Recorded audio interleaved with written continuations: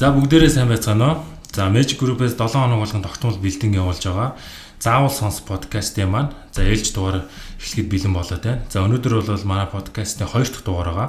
За бид бүхэн заавал сонс подкастаараа бол санхүү татврын асуудлууд гэсэн сэдвээр бол явуулж байгаа.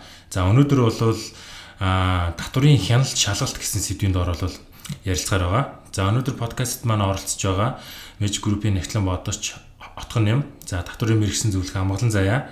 За аудитор Мөнхбаяр нар хүрэлцэн ирсэн байна. За бүгдээрэнд энэ өдрийн мэнд хүргэе. Өдрийн мэнд. За тэгэхээр өнөөдөр татврын хяналт шалгалт гэдэг сэдвээр ярилцгаар байгаа тийм ээ.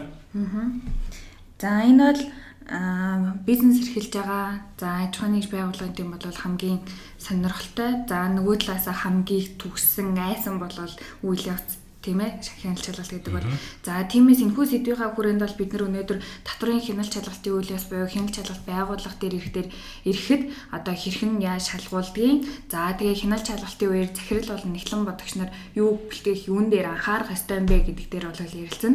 За мэдээж татврын хяналт шалгалтын үеэр тийм ээ нийтлэг гардаг ямар зөрчлүүд байд юм бэ тэн дээр одоо юун дээр анхаарах талаар бол зөвлөгөө бол өгөхөөр бол бэлдсэн байгаа. За 2016 оноос эхлэн Монголын яг татврын хууль эрх зүйн орчинд нэлээд том өөрчлөлт бий болсныг бид нар бүгдээрээ мэдж байгаа. 16 онд нөөтийн тухай хууль шинжлэгдэн батлагдаж баримт гэх ойлголт гарч ирсэн байгаа. Тэгэхээр баримт та одоо авнаа, баримтаа цуглуулад утсаа авч жагаад мэдээлэл оруулаад жилийн эцсээр хөнгөлөлтөө авна гэдэг одоо бараг хүн болгоо мэддэг болсон байгаа тийм ээ. Тэгэхээр хүн болгон баримтаа аваад татварт мэдүүлээд шивэд байна гэдэг нь цаанаа руу юу илэрхийлж байгаа юм бэ гэхээр тухайн одоо бизнес хийж байгаа байгууллагуудыг орлого зардлаа нуух тийм болцоог нь хомчиж байгаа л гэсэн үг л дээ. За ийм болж байгаа ийм үед бол энэ татврын хяналт шалгалтын асуудал бол нэлээд том асуудал болж орж ирдэг л дээ. За байгууллагууд бол татврын шалгалт гэж нэг тийм бодохгүй явж байгаа л гэгдхэн нэг хэдэн жилийн дараа орж ирэл баахан акт тавиулаад тэгэл нэгтлангаас ач боллоо тэрнээс ач боллоо энэс ач боллоо гэж нэг бурууг өөрөөсөө холдуулж хайдаг шүү дээ тийм ээ. Тэгэхээр энэ асуудал бол угаасаа л тэр байгууллага хариуцж байгаа гүйцэтгэх захирлын толгой дээр хүссэн хүсээгүй нэг өдөр ирнэ. За тэр ирэх үед нь ер нь юунд бэлэн байх хэвээр юм. Захирлын зүгээс юунд бэлтгэлтэй байх хэвээр, нэгтлэнгийн зүгээс юунд бэлтгэлтэй байх хэвээр юм бэ гэдгийг бол мэдчих шаардлагатай. За түрүүний нэг баримтаар нэгдүгээрт мэдүүлчих чинь хоёрдугаарт сүүлийн үед бол бүхэл орж байгаа гарч байгаа гүйлгээнүүд харилцах тансаар бэлнээр ер нь бараг л юм ихтгэж болж байгаа шүү тийм ээ. За зарим орнууд бараг бэлэн мөнгөгүй бүх гүйлгээ интернетээр хийгддэг QR кодоор хийгддэг болцсон байгаа тийм. Эн чинь бол далд эдийн засаг гэдэг юм хомигдож байна. Аж ахуйн нэгж байгууллагууд дотороо үнэ зөвөр ногдуулж үнэ зөвөр төлдөг тийм орчинд очиж байна гэсэн үг. За нэгэн тийм болж байгаа юм бол ер нь энэ татврын асуудлыг нэлээд сайн бодохгүй бол болохгүй. Жишээ нь тийм ээ. Би 10 жилийн өмнө компанитай байж хагаад татвараа нуудаг байж л тээ. Татвар нийгэмд хатглаа сайхан нуугаад явдаг гэж. За тэгээд нэг орлогынхоо нэг 4 ч юм уу 3 ч юм уу 5 ч юм уу хувийг л төлөө явдаг гэж л зүгээр татвар нийгэмд хатгал ногдож байгаа тийм. За хэрвээ одоо ингэ тийм ил тод байхаас гарахгүй ийм орчинд очиж байгаа үед бол тухайн байгууллагын одоо нийт борлуулалтанд эзлэх нийгмийн даатгал татврын хувь хэмжээ бол 20-30 орчим үед хэлбэлцэж байгаа шүү тийм. Тэгэхээр одоо би 30% ашигтай ажиллана гэж бодож байдаг. Татвар нь бол 20-30% болцсноо гэхэлэр цаанаа юу гэсэн юм гэхэлэр нөө захирлын карманд ордог үсэн ашиг л багасч байгаа. Оронд нь татвар төлдөг мөнгө ихсэж байгаа гэдэг санааг илэрхийлж байгаа гэсэн үг шүү дээ тийм ээ. За тэгээд дээрэс нь ингээд бас сайн төлөөд явжээтэл шалгалт орж ирнэ. 5 жил тутамд орж ирнэ түрүү ярьсанчлан тийм ээ. За 5 жил гэдэг нь яг юу яриад байгаа юм гэхэлэр хөвөлс хугацаа гэдэг юм 5 жил байдаг учраас сүүлийн 5 жилээр хязгаарлаж татврынхаа хөвчлөлийн шалгалтаа хийдэг л дээ. За тэгэхээр татврын шалгалт гэдэг нь ер нь яг ямар зорилготой яг юу байдаг вэ? За тэгээд ер нь бүх аж ахуйн нэгжүүд орох ёстой байдгүй. Үгүй бол за зарим өөр төрлийн ч юм уу те тиймэрхүү аж ахуйн нэгжүүд орно гэж хуваагддаг. Ер нь яг ямар өчтэй зүйл вэ? За татврын шалгалт нь ямар зорилгоор хийгддэг вэ гэвэл мэдээж тийм ээ татвар төлөгчийг одоо тийм Монгол улсын хууль тогтоомжийн дагуу татвар үнэн гүйцэтгэж зөв тодорхойл. За тодорхойлсон татвараа төлөх ёстой цаг хугацаанд нь төлж байна уу гэдэгт бол хяналт шалгалт бол хийдэг. За энэ нь цаашлаад бол татвар төлөгчдөд татврын хууль тогтоомжийн талаар мэдээллийг хүргэх. За тэгээд үүсч олох татврын эртлээс бол татвар төлөгчдийг урьдчилан сэргийлэх зорилгоор ерөнхийдөө бол татврын хяналт шалгалт бол хийгдэг. Мөн одоо татврын шалгалт гэдэг юм яагаад заавал байгаад байгаа юм бэ гэхээр ерөнхийдөө бол татврын системтэй холбоотой. Татврын систем нь бол албатангаар татвар ногдуулах, татвараа одоо ногдлоо өөрөө тодорхойлох гэсэн хоёр системтэй байдаг. Манай Монгол улс болохоор татврынхаа ногдлыг өөрөө тодорхойлох гэдэг системийг дагж байгаа учраас тэр хүн өөрөө орлогоо нотолсон учраас тэрийг зөв байна уу, буруу байна уу гэдгийг энэ шалгалтын үйл явцаар одоо илрүүлдэг байгаа. За татврын шалгалтыг бол сайн дураараа орж болно. За төлөвлөгөөт буюу одоо 5 жилийн хугацаанд аж ахуйн нэгжүүд маань нийлжлээд орж болно. За хөндлөнгийн мэдээллээр буюу гинтийн шалгалт орж болно. За тэгээд сайн дураар ер нь ямар хуу газрууд ингээд орж байна вэ гэхээр удирдлага солигдох те байгууллагын удирдлага солигдох эсвэл одоо нэгтлэн бодогчин солигдох ч юм уу. За байгууллага татан буулгах хүсэлтэд өгч гэсэн ийм тохиолдолд бол сайн дураар орох ийм боломжтой. За төлөвлөлт гэдэг нь бол угаасаа нөгөө татврын ерөнхий хөлтөн дээр байгаа хүн хэрэглэх хугацаа буюу 5 жилийн дотор одоо аж ахуйн нэгжүүд маань бүгдээрээ орно. За түрүү өөрөө асуусан те бүх газрууд ордгоо. Одоо зорилттой бүлгээр орд юм уу гэд. Ерөнхийдөө бол бүх аж ахуйн нэгжүүд маань орно. За дээр нь бас нөгөө төрийн бас байгууллагууд хүртэл ордог байгаа. Банк ус санхүүгийн байгууллага, банк тэгээд төрийн бас байгууллагууд ордог.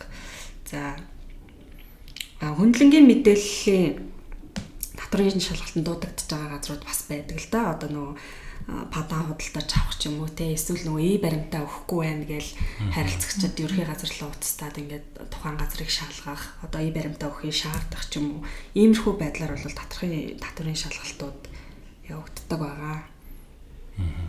Тэгэхээр бол бүх аж ахуйн нэгжүүд за 5 жил тутам нэг зайлшгүй орох ёстой гэсэн үг үү те? Тий. За ер нь бол төлөвлөгөөт хяналт шалгалт хийж байгаа. Энэ болохоор одоо татврын одоо эрсдлийн программыг харж агаад те энэ газруудыг одоо энэ жилд оруулах юм байна гэх мэтчлэгээр цаанаас нь хуваар гаргацсан байдаг. Тэгэхээр яг тэр хуваарийнхаа дагавар орж байгаа газруудыг л төлөвлөгөөт хяналт шалгалтанд орж ийнэ л гэж ярина гэсэн. За тэгвэл татврын шалгалтын ерөнхий тэр үйл явцын яг хэрхэн өрнөдөг вэ? Энэ талаар бас мэдгүй байгаа хүмүүсээс олон байгаа эдгээр хүмүүстээ бас заавар зөвлөгөө өгвөл. За саяны ярьсанчлан бол төлөвлөгөөт шалгалт гэж явагддаг гэсэн тийм ээ. За төлөвлөгөөт шалгалтын хуваарын дагуу бол аймаг нийслэлийн за татврын хэлцээс бол энэ байгууллагуудыг энэ жил татврын шалгалтанд оруулнаа гэдэг ингээд төлөвлөгөө гаргасан ба тийм үү. Тэр төлөвлөгөөнийхөө дагуу татврын улсын байцаагчийг тухайн байгууллага дээр бол томилж өгдөг гэсэн үг. Томилолт эхлэх гарна гэсэн. За тухайн томилгооны дагуу татврын улсын байцаагч бол нөгөө татвар төлөгчдөө энэ жил одоо танах татврын шалгалтанд орох жоо шүү гэдэг яг мэддэг хуудсыг бол өгнөө гэсэн үг. За энэ бол мэддэг хуудасаар эсвэл утсаар бас татвар төлөгчд бол мэдээлж болно. За энэ хүн мэдээлэлтэй яах вэ гэвэл татврын байцаагч бол хамгийн доод нь 10-аас доошгүй хугацааны хоногийн өмнө бол татвар төлөгчд бол мэддэг ёстой гэж хуулийн дагуу. За ийгүү одоо татврын шалгалтанд орно гэдгийг мэдсэн татвар төлөгч маань болонгод нөгөө татврын байцаагчийнхаа шаардсан бичиг баримтуудыг эмхэл зэгцлээд татврын байцаагчд бол хүлээлгэж өгөөд за тэр татврын байцаагч бол тухайн баримтанд нь үндэслээд мөн яг хөндлөнгийн мэдээллийн дагуу эсвэл нөгөө нэг улсын бүртгэлийн газар ч юм уу тухайн татвар төлөгчтэй холбоотой мэдээллүүдийг цуглуулаад судалгаа хийдэг байна. Тэгэхээр эхлээд бол заавалчгүй татврын газраас мэдэгдэх хэрэгтэй мэ те. За танаа тэр ингэ шалгалтаар орно шүү гэж. Эхлээд заавал мэдэгддэг юм бэ зөв үү те. Түүнээс шууд гинт орно гэсэн юм бол байхгүй мó. Байхгүй. Төлөвлөгөөт шалгалтыг бол заавал мэдэгдэн. Харин тэр нөгөө хөндлөнгийн мэдээллийн дагуу гинтийн шалгалтыг бол мэдэгдэхгүй өрөөж бол болно.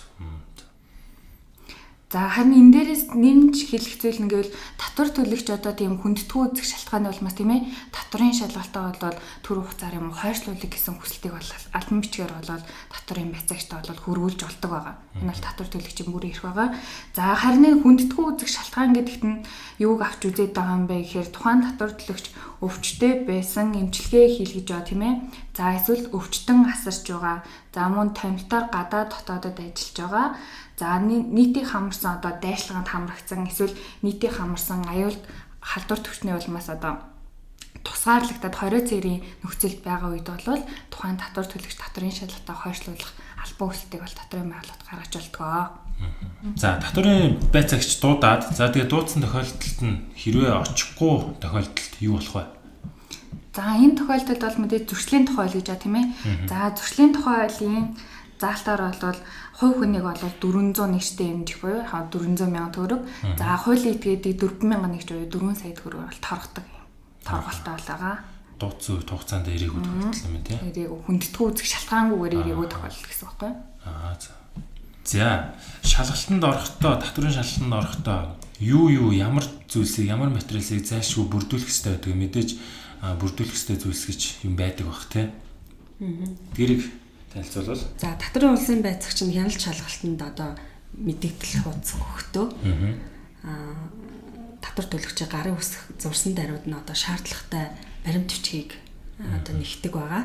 За тэрийг нь бол мэдээж байгууллагын удирдлага болон нэгтлэнгууд нь одоо заасан хугацаанд нь бэлэн болгоод давж танилцуулах хэрэгтэй. За энэ жагсаалтыг нь бол ерөнхийдөө бол байцаагч нар нь гаргаад өгчнө. Тэгээ голцоо ер нь юу бэлэн байх хэрэгтэй вэ гэхээр одоо харилцах дансны хуулга, санхүү татврын тайлангууд те баталгаажсан тайлангууд нь хэрэгтэй. За тэгээ дээр нь ерөнхий журнал, ерөнхий дэвтрүүд, за тэгээ тооцоо нийлсэн актууд, за ажил гүйлгээтэй холбоотой гэрээнүүд хэрэгтэй. За тэгээ улсын бүртгэлийн гэрчлэгээний хуулбар, тусгай зөвшөөрлөөр одоо үйл ажиллагаа явуулж байгаа бол тусгай зөвшөөрлийн гэрчлэгээний хуулбар гэх мэт юм материалуудыг одоо шаарддаг байгаа. За тэгээд мэдээж одоо татврын шалгалтанд орж байгаа хэмжээнд тухайн бүрдүүлж өгсөн баримт материалууд маань мэдээж хүчин төгөлдөр байх шаардлагатай хамгийн чухал нь бол за тэгээд дээрээс нь анхан шатны баримтын иж бүрдэл гэдэг зүйлийг бол заавал хангасан байх шаардлагатай юм байгаа. За хэрвээ баримтыг бүрдүүлээгүй те үгүй бол ямар нэгэн байдлаар хайж гээсэн ч юм уу тиймэрхүү тохиолдолд ер нь юу болох вэ? За иймэрхүү кейсүүд бол маш их байдаг. За жишээлбэл тийм ээ саяхан нэг манай нэг харилцагч зөвлөгөө авахгүй маа дэрэж байхгүй. За тэр хүн яасан бэ гэхээр татврын шалгалтанд анх удаа орж байгаа юм л дээ. За гэтээ нөгөө нэг үйл ажиллагаа явуулаад бол 6-7 жил болсон. Татврын шалгалтанд ерөөсөө орж байгаагүй. За одоо энэ дэр 18 оноос өмнөх 5 жилийн татврын шалгалтанд дуудагдлаа гэдгийгсэн гэж байна. Тэгсэн чинь тэр компанийн хувьд яасан гэхээр анх байгуулагч байгаа үедээ за байгууллагад нэг 4-5 жил болох хүртлээр бол нөгөө санхүүгийн тайлан гарна гэдгийг мэддэг. За тэгээ нөгөө гэрээт нэгтлээ эсвэл нөгөө таньдаг нэгтлэн бодогч нар ямар ч байсан тайлангаа гаргаа явуулсан. За тэр гаргасан тайланда таарсан баримтыг бол ерөөсө бүрдүүлж аваагүй юм манайх. За харин нэг сүүлийн 2 жилийн тул баримт материалуудыг бид нар бол бүрдүүлээ явдаг байсан. Одоо манайх яах вэ гэд манай тэр бол хүрэж иж байгаа байхгүй юу. За энэ тохиолдолд бол тийм ээ татврын албанаас яадгүй гэхээр шууд бус аргыг ерөөхдөө бол хэрэгэлдэг. Энэ нь бол яаж байгаа юм гэхээр тэр тухайн нөгөө баримт материал байхгүй гэдэг чинь тухайн гаргасан тайлангийн орлогыг нь одоо нотлох зүйл байхгүй тийм ээ. Гарсан зардлуудыг нотлох зүйлийг бол татвар төлөгчид бол байхгүй байгаа даа гэсэн үг. За тиймээс татврын албанаас ямар арга хэмжээ авах вэ гэхээр шууд бус аргыг бол хэрэглэнэ гэж байна. За энэ нь яадаг арга вэ гэхээр тухайн аж ахуйн нэгжтэй тийм ээ одоо нэг ижил төрлийн үйл ажиллагаа явуулдаг. За тэгвэл нэг орон нутагт тийм ээ нэг ижил дүүрэх юм үйл ажиллагаа явуулдаг. Адилхан байгууллагуудын тийм ээ орлого зардалтай нь уялдуулаад за тэр байгууллага ямар хэмжээний татвар төлсөн. За одоо энэ шалгалтанд орж байгаа байгууллага тиймэрхүү хэмжээний татвар төлөх байна гэдэг жишг үнийг нь бол гаргаж ирээд энэчнээсээ танайх нь ийм үнээр болонгод татвар нөхөн төлөх ёстой гэдээ гаргаад ирдэг. За дээрээс нь нэмээд энэ нь бол төвшлийн тухай хуулиар бол тэр нөхөн төлөх татврын 30% тэнцэх хэмжээний бол торгуулийг бол магтуулдаг. Нөгөө баримт байхгүй гэдэгтэй л байна ш тийм ээ. Тэгэхээр ч одоо ингэ гэсэн үг. За жишээ нь би одоо нэг 8 нэрийн хүнсний дэлгүүртэй байлаа гэж бодъё л да. Тэгээ бас баримт бүрдүүлэлт төр байхгүй. Тэгэнгүүт одоо манай дэлгүүртэй хамгийн ойрхон байгаа өөр нэг дэлгүүрийн одоо орлогоор яа гэсэн үг ойролцоо дүн гаргаж байгаа гэсэн үг. Тэг ер нь бол тийм метр квадратн ч юм уу ойролцоо ч юм уу тий ашиглалтын талбайны ойролцоо. За тэгээ өдөр тутам 8 нэрийнх бол 8 нэрийнхтэй 6 нэрийнх бол 6 нэрийнхтэй харьцуулаад тэг яг ижил одоо бүсэд байгаа тийм аж ахуйн нэгжүүдийн татвартай ойролцоо үнээр хүн татвар ногдуулна гэсэн үг. Тэгэхээр яг манай 8 нэрээс нөгөө 8 нэр нь яг адилхан хэрвээ борлуулалт нь аюул өндөр байсан бол тэгэл одоо тэрийг дагаал төлнө гэсэн үг. Тийм нэ гэсэн. За. Сонирхолтой л байлаа тий. За, баримтаа ингээ бүрдүүлээд өгсөн. За, үүний дараагаар ер нь ямар процесс явагдах вэ? За, баримтаа хүлээлгээд өгчихсөн. Тэгээд дараа нь бол ярьцлагын тэмдэглэл үлдэх ийм ажил байгаа. За, ярьцлагын тэмдэглэлийг бол байцаагч нар маань ерөнхийдөө бол драфта бэлтчихсэн байдаг. Тэгээд зорилго нь юу вэ гэхээр ерөөсө татвар төлөгчийн бизнесийн орчлонг судлах, татвар төлөгчийнхөө одоо бизнестэй илүү их танилцах ийм зорилготойгоор энэ тэмдэглэлийг үлддэг байгаа. Тэгэхээр одоо байгууллагын захирлууд болон нэгтлэнгууд маань ярилцлагынхаа тэмдэглэлийг илүү дэлгэрэнгүйгээр одоо танилцуулах хэрэгтэй. Ярилцлагын тэмдэглэлийг дэлгэрэнгүй өгснөөр одоо байцаагч одоо танаа татвар ногдлыг зөв тодорхойлж буруу тодорхойлж гэдгийг одоо дүгнэхэд илүү хялбар байдаг. За жишээ нь манайх одоо банк ус санхүүгийн байгууллага байлаа гэхэд одоо борлуулалтын орлого нь 50 саяас дээш давцсан ч гэсэн нөөтийнхөө тухай хуулиар бол бид нөөтөөс чөлөөлөгдөх тийм аж ахуйн нэгжтэй ороо явцдаг. Тэгэхээр ярилцлагын тэмдэглэл дээр манайх банк усаар ингэж явдаг одоо зээл гаргалтын үйлчлэгээ явуулдаг гэдгээ бүр илүү сайн дэлгэрэнгүй одоо мэдээлчих юм бол дахиад байцаагч одоо тань руу уцтаал тэгээ танах яга нөөц төлөгч болоогүй гэх мэт ийм асуултуудаар ингээд эргээд ингээд дахин холбоо бариад байхгүй гэсэн үг. За ярилцлагын тэмдэглэл за буруу үг гэх юм уу те тэрнээс үүдээд бас удирдлагууд маань бол байгууллагуудаа бас эрсдэлд оруулдаг. Өөрөөр хэлбэл одоо өөрийнхөө татварын шалгалтанд хамрагдж байгаа компанийнхаа ямиг одоо өөр бизнестэйгээ хольж ярих ч юм уу те одоо 10 ажилтнтай газар ингээ 10 ажилтнаараа нийгмийн даатгал төлдөг мөртлөө за одоо гэртээ байдаг хувийн жолооч молоочийнхоо ч юм уу цалин ажилтан гэж ойлгоод манайх 15 ажилтнтай гэдэг одоо буруу мэдээлэл өгчдөг. Байцаагч нь 15 хүний чи 10 дээр нь одоо цалин үйлс буюу тэт 11 тайлгнасан байна. Бусд нь яасан бэ гэх мэтчлэн ингээд ойлголтын зүрх гаргахгүй үднээс ярилцлагын тэмдэглэлийг маш зөв зүйтэй дэлгэрэнгүй өгөх хэрэгтэй. Ярилцлагын тэмдэглэл нэгсэндээ бичгээр үлдэгддэг юм уу? Амаар ярилцдаг зүйл юм уу? Бичгээр үлдэгдээд одоо хоёр тал гарын үсгээ зурна гэсэн үг л дээ. Нэгтлэн бодогч, захирал, байцаагч гурлаа ер нь гарын үсгээ зураад тэр чинь ер нь хувийн эрхт нь ороо явчихж байна гэсэн үг. Энэ бол ерөөсөө яг шалгалтын үйл явцтай заавал хийгддэг нэг алхам аа гэсэн. Бас зайлшгүй анхаарах хэрэгтэй. Чухал алхам юм байна тийм ээ? Тий. За дараагийн алхам юу вэ? За дараагийн алхам бол татврын байцаагч хүлээж авсан баримт материал болон ярилцлагын тэмдэглэлтэй үндэслээд бол зөрчлийн жигсаалтыг бол гаргаж ирдэг. За өнөөдөр бид нар та бүхэндээ бол татврын шалгалтаар илэрдэг нийтлэг гарч байгаа зөрчлүүд за энэ кейс болгоод энэ дээр хэрхэн яаж зөвлөгөө өгөх вэ гэдэгт бол ярьж байгаа. За эхний кейс нь болонгод за нэгтлэн бодогчийн зүгээс тийм ээ ажил гүйлгээ бүртгэжих явцад нь мэдээж тухайн нэгтлэн бодогчид мэдхгүй чадахгүй тийм ээ эргэлзээтэй асуудлууд бол гарч ирдэг тийм үү. За тэгвэл тухайн эргэлзээтэй асуудлаа хэн хэнтэй ярилцах тийм ээ санал зөвлөгөөгөө илэрхийлэх зөвлөгөө авах бол аюу шаардлага гардаг аа.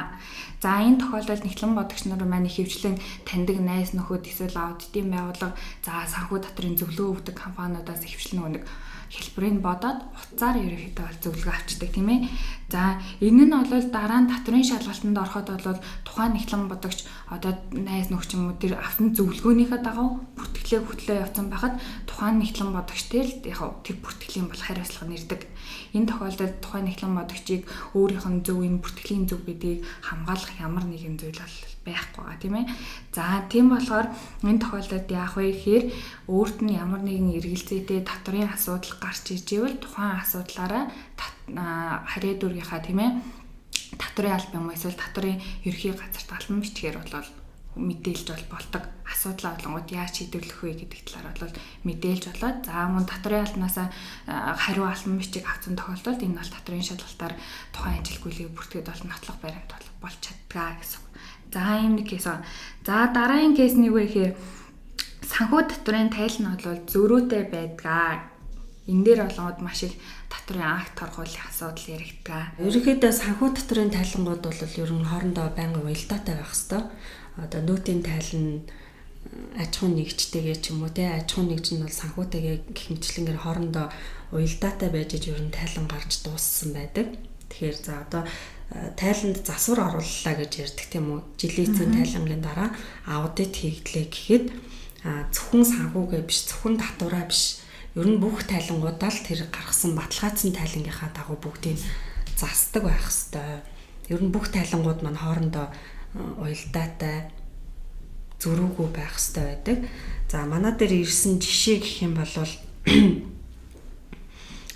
тухайн байгууллага аудитор ороод орон нутгийн байгууллага байсан л да. Одоо Дорноговь аймагт харьяатай тийм байгууллага байсан. За энэ байгууллага маань болохоор аудит хийлгээд аудитаар тайлан засварлагдсны дараа татврын тайлангийнхаа одоо үлдэгдлийг зассан мөртлөө санхүүгээ тайлан одоо засахгүй ингээ орхиод явсан байсан. За энэ нь бол 2-3 жилийн дараа нөгөө татврын шалгалтанд ороод санхүү татврын тайлан хоёр зөрүүтэй байна гэдэг юм ойлголт гараад ирсэн. Ялангуяа нөгөө орлогын зөрүүтэй байсан гэсэн. За тэгээ нөгөө баталгаажсан санхүүгийн тайлангаа орлого нь өндөр байсан учраас аж ахуйн нэгжийн орлого нь бага байсан. Санхүүгийн тайлангийн орлогын дүн бол өндөр байсан. Тэгээ энэ хоорондын зөрүүг хамгаалж чадаагүйгээс болоод аудит хийгдсэн одоо татвараа зөв тайлгнсан энэ тайлангаараа бол татрын шалгалтанд одоо хамгаалж чадаагүй. Санхүүгийн тайлангийнхаа орлогоор ингээд орлогын зөрүүгээрээ татрын одоо акт торгуул тавигдсан юм кейс бас бид нар дээр гарч ирсэн. За мөн энэ нүүтийн тайлангийн орлого, аж ахуйн нэгжийн орлого хоёр бас хоорондоо зөрөх тохиолдол байна л да. За энэ бол яг зайлшгүй зөрөх тохиолдлууд гэж байна. Бас одоо нийт одоо үндсэн үйл ажиллагааны орлогын ч юм уу ингээд зөрөх тохиолдол байдаг. Гэхдээ энэ алдаа маань сүүлийн үед бол харьцангуй гайгүй болчиход тах шиг байна тий. Татврын системтэй холбоотойгоор ерөнхийдөө энэ хоёр чинь зөрүүтэй байна гэд бас байцаагч нар маань буцаадаг болчихсон байсан. Хуучин бол одоо энэ алдаа нь бол байсан. Энэ одоо нүүтийн тайлангийн орлого болон аж ахуйн нэгжийн зөрүүгээр бас татврын акт торгуул тавигдчихсэн юм жишээнүүд бас зөндөө байгаа. За хэрвээ тухайн татвар төлөгч татрын хууль тогтоомжийн дагуу ногдуулаад төлж явсан бол мэдээ зөрчилгүй бол гэсэн үг тийм ээ. За татрын улсын байцаагч нэлтэх хуудас өгдөг. За хэрвээ ямар нэгэн татрын ногдуул дээр зөрчилтэй болвол за татрын байцаагч бол актыг бол тавина. За энэхүү актаа тухайн татвар төлөгч зөвшөөрч байвал за акт гардуулсан өдрөөс хойш 15 хүртэлх хоногийн хугацаанд бол тухайн актын дээрх торгуул болон алтангыг бол төлдөг байгаа. За энэхүү төлөгч журам нь ямар байх вэ гэхээр татвар төлөгч эхлээд татврынхаа алтангыг за дараа нь торгуулын хамгийн сүүлд нөхөн татврыг бол төлнө гэсэн дараалалаар бол явдаг. За тухайн татврын улсын байцаагчийн ногдуулсан татврын актыг за тухайн татвар төлөгч маань бол зөвшөөрөхгүй ээж бол мэдээж хуулийнхаа эрх үүргийнхаа дагуу за энэ тохиолдолд ямар арга хэмжээ авдаг вэ? За татвар төлөгчийн зөрчилтөө танилцаад тухайн зөрчлийг хүлээн зөвшөөрөөгүй тохиолдолд 30 хоногийн дотор маргаан таслах зөвлөл болон шүүхэд одоо гомдлоо гаргах хэрэгтэй. За маргаан таслах зөвлөл гэдэг нь орон тооны бус одоо ийм зөвлөл байдаг. За маргаан таслах зөвлөнд татвар төлөгчийн гомдлыг хүлээж авснаар тухайн одоо гомдолтой холбоотой баримт нотлох одоо мэдээг цуглуулад хурал болохоос 2-оос дээш хоногийн хугацаанд зөвлөлийн гишүүдэд одоо танилцуулсан байх ёстой. За тэгээ зөвлөлийн гишүүд маань энэ татврын улсын байцаагч болон татвар төлөгч хоёрын хоёулангийнх нь баримт мэдээллийг үндэслээд одоо шийдвэрээ гаргаж танилцуулнаа. За энэ шийдвэрээр бол ерөнхийдөө бол актыг өөрчилж болно. Акт дүгнэлтийг өөрчилж болно. Улсын байцаагчийг өгсөн гэсэн үг шүү дээ. Эсвэл одоо түтгэл зүүлж болно. Эсвэл акт дүгнэлтийг хэвээр нь үлдээж болно гэсэн ийм 3 янзын шийдвэр гаргана. За энээсээ шийдвэр гарсны дараа бол одоо тэр харьяа татврын дарга руу одоо шийдвэрээ илгээнэ гэсэн үг. За нөгөө харьяа татврын дарга нь тэрийг судалж үзээд зөвшөөрөхгүй бол буцаад маргаан таслах зөвлөл рүү одоо буцаагдсан тийм мэдээгдэл өгнө. За энийг нь үзээд дахиад нөгөө хүмүүс ч одоо нэгтэлж үзэх нь биш тий зөвлөлийн гишүүд нэгтэлж үзээд хэрвээ өөрсдийнхөө одоо гаргасан шийдвэрийг зөв гэж үзэх юм бол татврын ерөнхий газар руу ханддаггүй байна. За энэ дээр дахиад татвар төлөгч маань одоо энэ дээр маргаан таслах зөвлөөр ороод дахиад нөгөө акт нь хэвээрээ үлдсэн болвол дараагийн шатандаа бол шүүхэд гомдол гаргах хэрэгтэй байгаа. За ерөнхийдөө бол энэ татварын шалгалтын үйл явц нь бол иймэрхүү байдлаар явдаг байгаа. За ингээд татварын шалгалтаар ороод за тэг ямар нэгэн зөрчилгүй тийм ээ. За тэгээ нөө илтгэх хуудас аавна гэдэг чинь тийм ээ. За тэхийн тулд ер нь яг юун дээрээ зайлшгүй анхаарах хэрэгтэй байдаг вэ? Энэ тал дээр зөвлөгөө өгвөл. За илтгэх хуудас аавна гэдэг нь бол өөр айгүй том ажил л да. Тэгтлэнгуудын хувьд бол за ядчил нөгөө нэг гарсан татваруудаа цаг хугацаанд нь төлчдөг тий. Ямар ч татварын акт торгуул алданггүй байж энэ илтгэх хуудсыг авч байгаа. Тэгэхээр ер нь энийг илтгэх хуудсыг аавна гэдэг нь бол нэгтлэнгуудын хувьд бол аж ахуйн нэгжүүдийн хувьд ч гэсэн ерөнхийдөө бол айгүй тийм санхүүгийн дэглэмтэй санхүүгийн соёлтой татварынхаа хуулийг үнэн зөв хэрэгжүүлсэн ийм компаниуд л авч ийн гэсэн үг. За тэгвэл татварын хяналт шалгалтын үеэр за байгууллагын захирал болон нэгтлэнгууд бас юун дээрээ ер нь анхаарах шаардлагатай байдаг вэ? Энэ тал дээр өгөх бас заавар зөвлөгөө байвал. За байгууллага бол амжилт эрсдэл гэдэг хоёр юм л байнга дагалдаж явдаг шүү дээ тийм ээ. За тэр эрсдэл бол одоо хүний нөөцийн ч гэдэг юм уу, бараа бүтээгдэхүүний ч гэдэг юм уу төрлөөрөл эрсдэл байгаа. За энэ дотор бол татварын эрсдэл бол яа харахгүй томоохон хувийг эзэлнэ. Гэнт тооцоолоогүй их хэмжээний акт одоо төр тушаах тийм хариуцлага бол тань дээр ирж магадгүй шүү. Тийм учраас энэ юу нь ямар хөө хэмжээний юм байдгийг яаж одоо багасгах юм бэ гэдэг асуудлыг бодож явах шаардлагатай. За юун түрүүнд ер нь татварын шалгалт ирвэл энэ асуудалд одоо ямар хэмжээний акт тавигдах бол яаж зохицуулах вэ гэдэг сэтгэлгээгээр захирал нэгтлэн хоёр ажилдаа ханддаг байх хэрэгтэй. Татварын шалгалт орж ирэхэд нэгтлэнгийн зүгээс захирлын зүгээс юу анхаарах вэ гэдэг асуудал байна тийм ээ. За тухайлбал захирлын зүгээс бол за энэ санхүүгийн ажлаа бариулаад явж байгаа нэгтлэн гэдэг хүнтэйгээ бол болж игэл сайн хүн олж аваад тэгээд тасралтгүй явахыг эрхэмд үзэх хэрэгтэй л дээ. Яагаад гэвэл байгууллагын санхүүгийн юм гэдэг чинь бас хүн дээр дамжаал хүн хийгээл ингээд яваад байх нь бол цохимжгүй тийм ээ. За тэгэхээр яах ёстой юм гэхээр нэгтлэнтэйгээ үнэхээр энэ нэгтлэн маань ерөндөө ажгүй сайн нэгтлэн байна гэвэл одоо жилгээр тодорхой нэмэлт гэрээ байгуулдаг байх шаардлагатай. Тэгээд нэгтлэнгийнхаа ажлыг бас мэддэг байх хэрэгтэй. Тэгэхгүй болохоор би одоо санхүүгийн хүн биш. Нэгтлэнгийн юмыг би юу ч мэдэхгүй чийл хариуцсан шүү гэж нүдэ ханиал өөр ингэ явцдаг тийм. Гэтэл тэр хооронд нөгөө нэгтлэн зөв буруу юм хийдэг.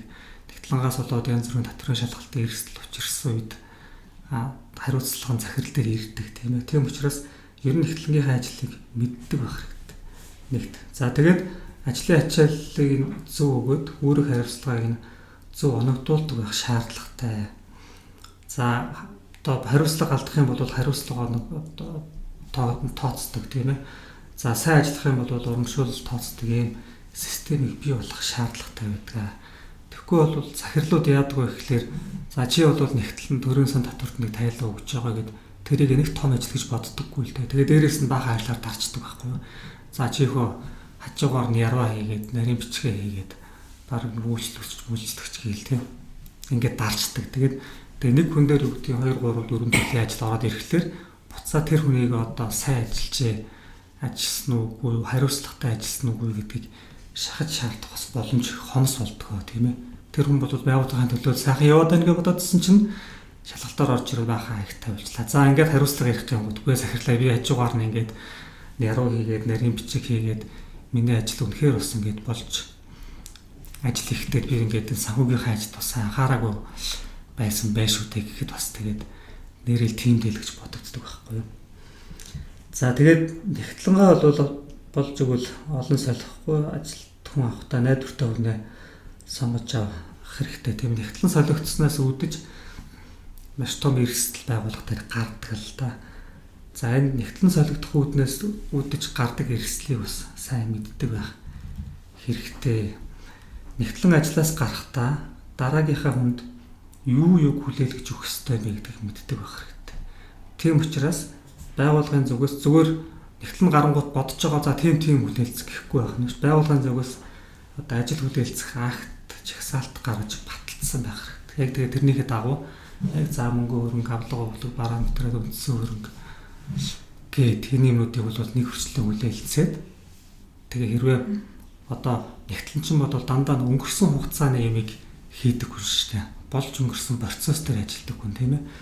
За тэгээ зарим нэг ажлууд хийгдэггүй байх юм бол тэрийг одоо гүйцэтгэх хийх тал руугаа ингэж явахгүй бол дараагийн нэгтэл нь орж ирээд ажил хүлээлцээд авдаг. Тэгээд өмнөх нэгтэл нь ажлаа дутуу хийсэн байх юм бол дараагийн нэгтэл ч гэсэн ахаа дутуу хийгээд явах тийм магадaltaй болдгоо гэж. За ажилтан орж гарах үед хөдөлмөрийн гэрээ байгуулах, тушаа шийдвэр сайн гаргуулдаг байх хэрэгтэй. За ер нь бид нар бол нөгөө татварт хөөгдгөө татвараар хөлөхгүй гэдэг нэг тийм хэлс чим яриад байдаг л дээ. Энэ цаана юу гэж байгаа юм бэ гэхээр татварын шалгалт орж ирээл та хэдэг ингээл хойноос ч хөөгөл юмнуудаа авцар, баримтуудаа авцар гээл шаардж шахаад байна шүү дээ. Заавал ер нь тэгүүлэх ямар шаардлагатай юм тийм ээ. Жил жилдээ юмнуудаа сайхан зэгцэлчээ 2-3 жил болоод өөрсдөө өсөлтөө өгөөд татварын шалгалтаар оруулж бас болно шүү дээ. Эсвэл одоо тэр нэгтлэн ажлаас гарах үед за манай нэгтлэн ажлаас гарч байгаа маа энэ хүн бас манай санхүү татварыг хариуцж ийснийх бид нэр бас нэг шалгуулад ажлынх нь үр дүнг тооцчмоор байна гэдэг ч юм уу те. Ийм байдлаар бас нэгтлэнтэйгээ гэрээ байгуулж ажиллаж болно. За тэгээд татврын одоо асуулганд урдчлан бас захирал бэлдэж явах хэрэгтэй. Тэр нь юу гэсэн үг юм гэхээр санхүүгийн тайлан дээр тодорхой хэмжээний хэдэн тоонууд илэрхийлэгдсэн байгаа шүү дээ. Тэгэхээр тэр илэрхийлэгдсэн тооны ажилгүйгээр яг тэр нөгөө тэрнийхэн дагуу л ирэхгүй бол хаа хамаагүй бас янз бүрийн юм яриад бас өөрийгөө бас буруу тал руу явуулцдаг бас тал бас захирлууд төр байдаг. Тийм учраас шалгалтанд ороод ирсэн бол за нэгтлээ тайлан дээр маань юу байгаа юм лээ би юу ярих вүлээ бас юу ярьж болохгүй байлаа гэдэг чинь энэ тал дээр бас тодорхой хэмжээний бэлтгэлтэй байх хэрэгтэй гэсэн. За тэгээ ер нь бол бизнес эрхэлж байгаа хүний хувьд татврын талаар одоо би яг юу мэддэг байх ёстой юм бэ гэдгийг захирлан болвол өөрөө мэдчих хэрэгтэй. Яагаад гэвэл ингээд нэгтлэн солигдоод нэгтлэн солигдох болгонд л тэр нэгтлэн чинь цаанаа ингээд өөрийнхөө ажиллаа хийгээл те зарим нь сайн хийгээл зарим нь муу хийгээл тэр дунд нөгөөх татврын эрсдэл гараад ирэнгүүт тухайн нэгтлэнгийн ажиллаж ирсэн цаг хугацаанаа шалтгаалаад өөр төрлийн эрсдэл гарч ирдэг те.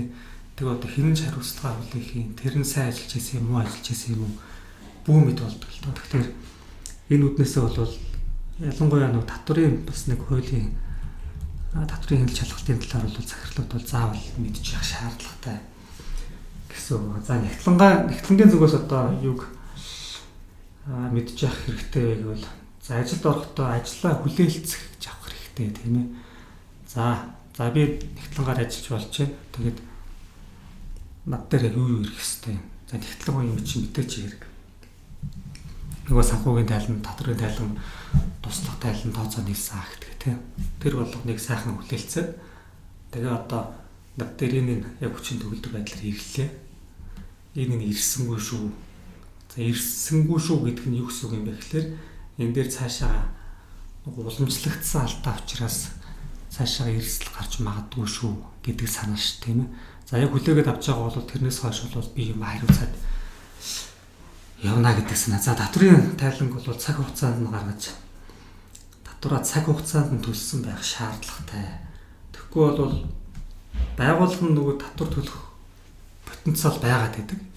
Тэгсэн чинь нөгөө нэгтлэнгуйч нь тайлангаа гаргачихад тэдэнд төл гэхгүй бол байгууллага захирал нь мэдээж иргөө татвар тэд болсон одоо төлөй гэхгүй шүү дээ.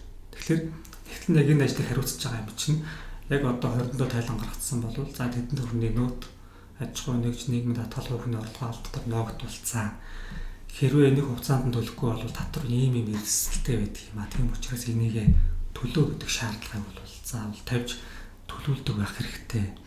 Ер нь татвараа хугацаанд нь төлөөгүйгээс болж өндөр хэмжээний анх торгуул тавиад тэгээ одоо яах вэ гэдэг асуудал бол их гардаг аа.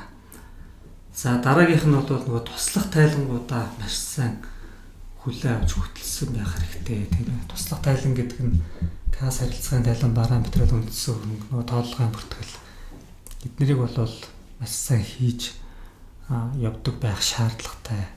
Шаардлагатай гэдэг нь юу гэсэн үг юм гэхээр та ажил хүлээлцэж авч байгаатай адилхан та хэзээ нэгэн цагт ус ажиллаа хүлээлцэж өгнө шүү дээ. Тэр үед бол энийг хүлээлцэхгүй бол нөгөө чи ажилласаа хийсэн үү муу хийсэн үү эрсдэл гэдэг асуудлууд бас гарнаа тийм ээ. За дээрх тайлангууд дээр тусгагдсан гүйлгээнүүд бүгдөө нөгөө анхан шатны баримтаар баталгаажигдсан байх ёстой. Анхан шатны баримтаар баталгаажигдаагүй нэг ч гүйлгээ байж болохгүй.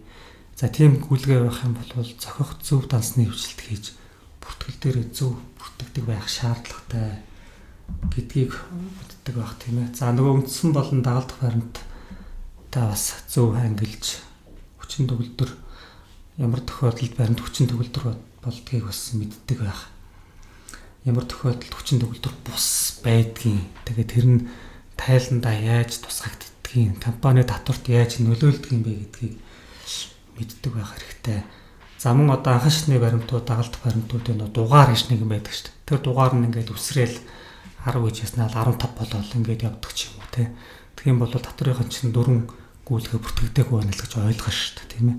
Тийм учраас тэр дугаарынхаа үсрээгүй байх гэдэг тэр асуудал дээр бас анхаарах хэрэгтэй. За мэдээж хэрэг нэгтлэнгийн хамгийн гол зүйл бол ерөнхий журнал байдаг тийм ээ. Ерөнхий журналыг хөтлөхийн тулд нөгөө туслах тайлангуудаа заавал хийсэн байх хэрэгтэй байдаг шүү дээ. Тэгээд туслах тайлангууд дээр үндэслээд ерөнхий журнал хөтэлдэг. Энэ бол яг ерөнхий нэгтлэнгийн гол хийдэг ажил. Ерөнхий журнал ерөнхий дэвтэр байгаа тийм ээ.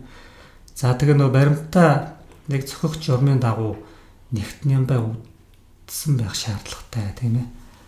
За тэгтлэнгууд бол баримтаа өөртөө ойлгомжтой байдлаар үдчихдэг. Зөвхөн өөртөө. За дараа нь ажил хүлээлцлээ дараагийн нэгтлэн орж ирлээ тэр баримтыг ойлгодог. Тэгэнгუთ дахиад задлаад нөгөө нэгтлэн дахиад өөртөө байдлаар үдчихдэг. Өөртөө ойлгомжтой байдлаар үдчихдэг тийм ээ. Тэр бол яг баримт гэдэг бол номчиг байх хэвээр. Ном дээр юу байдаг вэ гэхээр гарчиг байдаг, дэс дугаар байдаг. Хаана ямар хуудсан дээр юу байгаа гэдэг нь тодорхой байдаг шүү дээ тийм ээ. Яг тэр зарчмаар л яг нэг стандартын дагуу баримтаа үдээд зэгцэлсэн байх ёстой. За хэрвээ баримтаас нэгтнэмбэ үдээд зэгцлээд тавьдсан байх юм бол татврын шалгалтаар орж ирэхэд хийхэндээ л амар байдаг байхгүй юу? Татврын шалгалтынхан ч юм үзэж хараад асуухад хялбар нэгтлэнд хариулахад ч хялбар байдаг. Тэгээ сүүлдээ нөгөө өөртөө ойлгомжтой байдлаар эхлээд үдчихэж хагаад 2 жилийн дараа өөрөө ч ойлгохгүй билдэг байхгүй нөгөө үдсэн юм аа. Хасин шүт яагаад ингэ үдцсэн юм болоо. За ингэж байдаг байж болохгүй гэдэг санаа байгаа.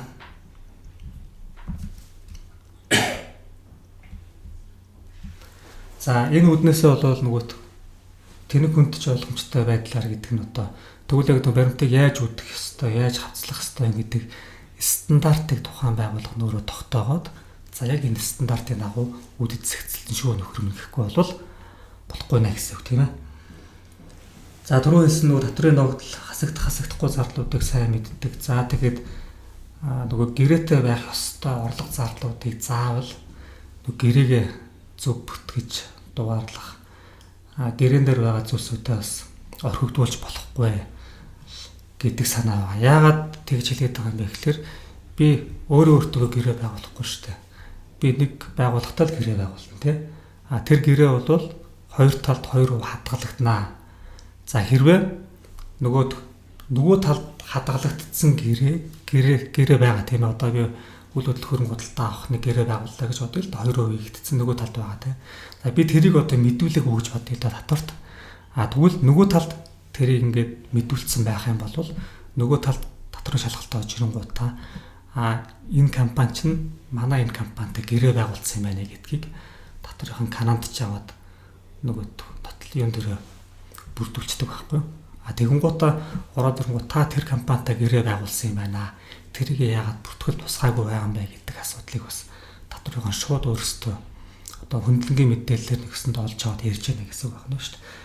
Тийм учраас энэ гэрээнүүдээ бол сайн зөв одоо макросороор бүртгэдэг байх шаардлагатай гэсэн үг тийм ээ. За иймэрхүү байдлаар нэгтлэн болон захирлуудын зүгээс тайлан дээр анхаарах юмуд байдаг. Тэгээд санхүүгийн тайлан, татврын тайлангуудас хоорондоо уялдаа холбоотой байгаа юугүй юу гэдгийг мэддэг байх хэрэгтэй тийм ээ. Сүүлийн үед гарч байгаа зөрчил их юу байдаг гэхээр нэгтлэнгууд тайлангаа гаргачаад нөгөө и тайлан дээр шивчиж байгаа шүү дээ тийм ээ. Тэр шивсэн дүнгууд нь нөгөө програмынхаа тайлангийн дүнтэй их зөрүүтэй бол гардаг. тийм асуудлууд бас их гарч байгаа ш. Тэгэхээр иймэрхүү одоо жижиг мөртлөө яг шалгалтаар ороод ирэхээр том болоод ирдэг ийм асуудлууд төр бас анхаарах хэрэгтэй байдаг. За ерөнхийдөө бол захирал нэгтлэнгийн зүгээс иймэрхүү зүйл дээр анхаарах хэрэгтэй юм шүү гэдгийг хэлэх хэрэгтэй болов уу гэж бодож байна. За өнөөдрийн маань подкаст энд хүрээд өндөрлөж байна. За өнөөдрийн бидний ярилцсан сэдэв болвол татврын хяналт шалгалт гэдэг сэдвэр бол та бүхэнтэйгээ ярилцаж бас тодорхой хэмжээнд заавар зөвлөгөө өглөө. За ингээд эх 7 хоногийнхоо подкастаар уулзтлаа. Түр баяр та.